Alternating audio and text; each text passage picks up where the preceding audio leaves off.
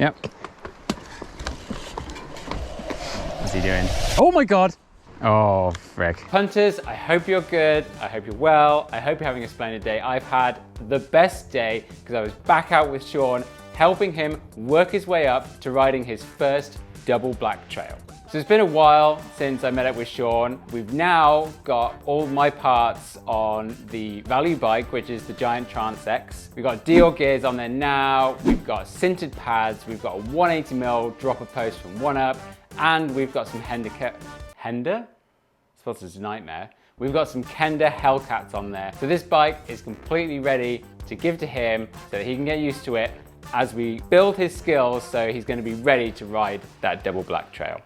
Sean has been back out on his other bike working on his skills, but he was very excited to get back on the 29er, get back on the good brakes. And we saw from the last episode where he turned up in that completely just disaster of a helmet that he needs some new kit. So I've teamed up with my pals over at Competitive Cyclist. We're gonna kit him out and you can see that kit later on in this episode.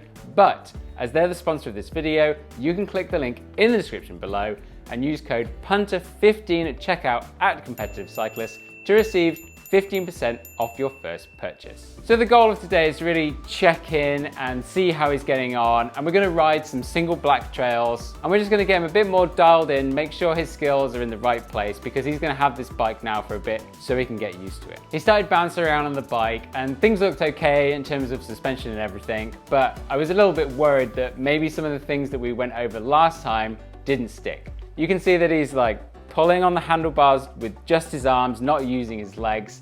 He's like bunny hopping, using his clip-in pedals to pull up. And generally, he's kind of looking pretty stiff. So I guess in true Sean fashion being the operative word actually, I guess, he turned up in a jersey that he got when he was in high school. What is that top?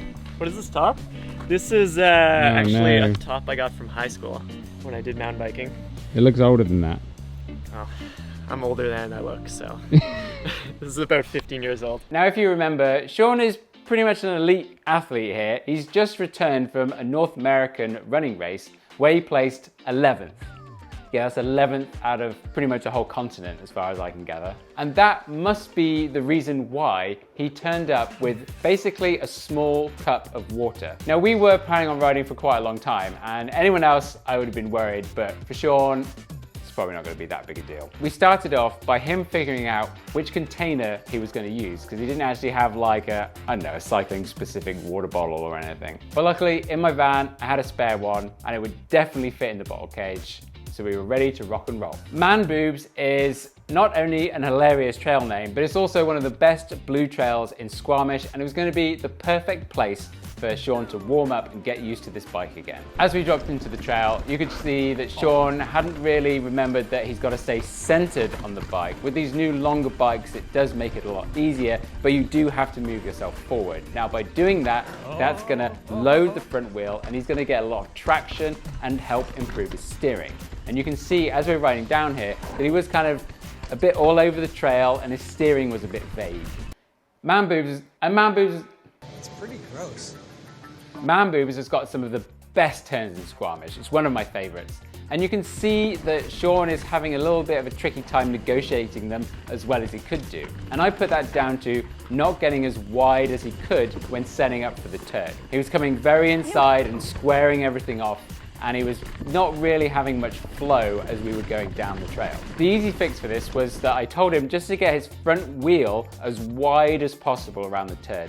Now that's gonna open things up a bit and he's not gonna be so cramped and squared off, and really the things to focus on were getting his heels down for that extra traction, pushing the bike into the ground for grip, and then looking ahead and really seeing what's coming up, because you could tell not only was he squaring off the corners, but he was getting caught off guard with a couple of these sections. I mean, really, he'd remembered so much, I could tell from our first session, and we hadn't even got to the end of the trail before he really started to figure this all out. In the last few corners, he was having so much flow, getting the bike round, looking ahead, not braking so much, and just staying very smooth. So, turns out mountain biking is pretty easy for Sean. It was time to go to the slabs.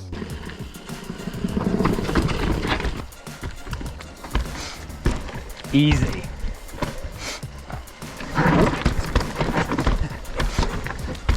Good job. Easy, wasn't it?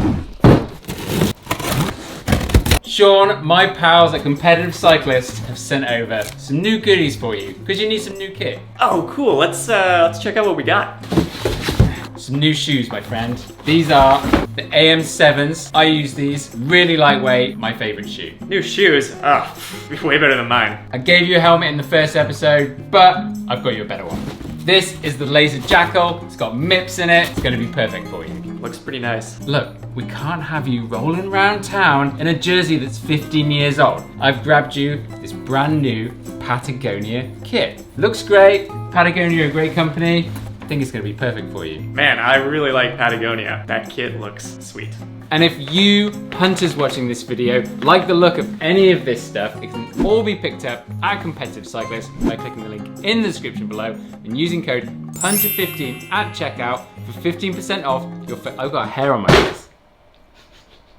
I got a hair. Use code PUNTER15 at checkout to get 15% off your first purchase. Restrictions apply. Now, back to those slabs. We started off on a Squamish classic. We started off on a Squamish classic. Entrails, single black, but it does have some very tricky sections. So this was all about getting Sean's confidence on the bike, and we went over how important it was to have a look at each section and plan it out and know exactly where he needed to go. He crushed it from the get-go, and he was making light work of this very loose and dusty trail.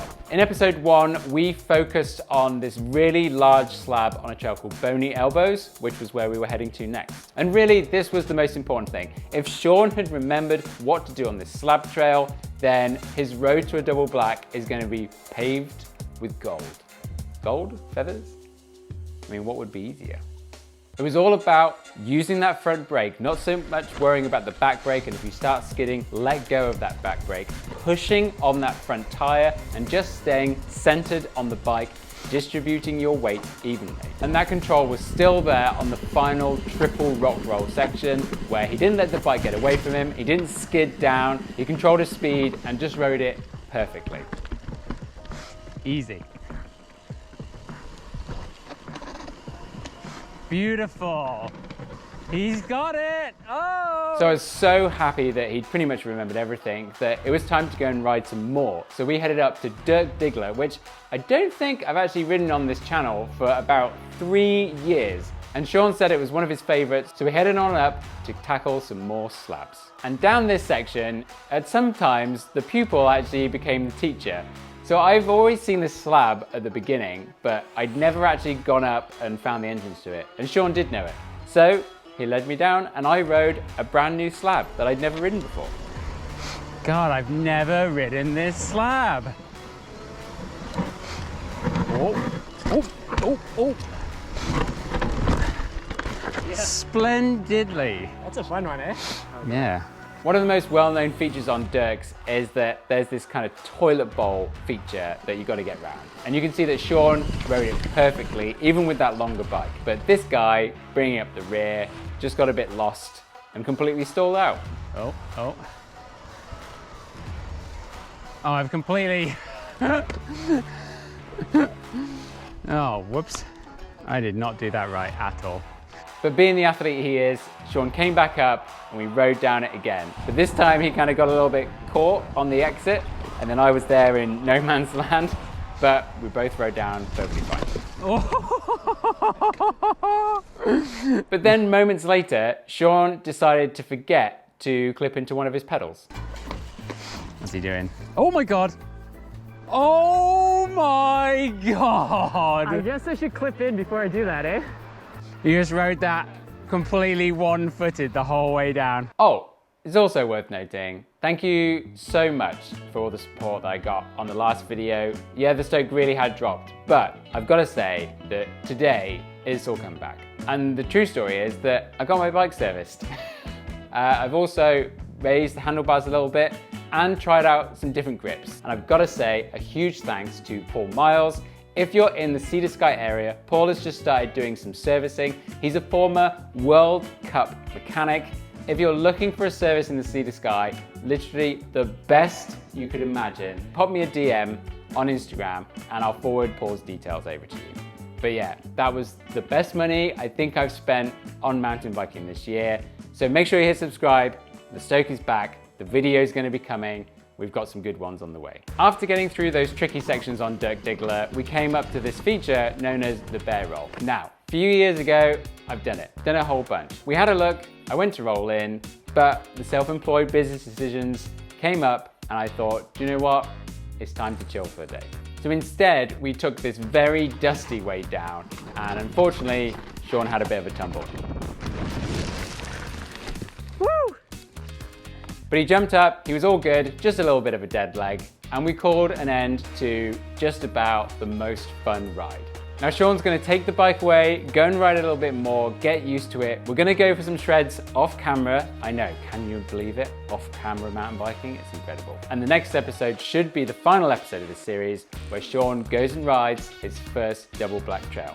So if you enjoyed this video, make sure you hit the like button, and if you aren't already subscribed, hit the subscribe button. But most importantly, watch it twice. And don't forget to click that link to Competitive Cyclist and use code PUNTER15 to get 15% off your first purchase.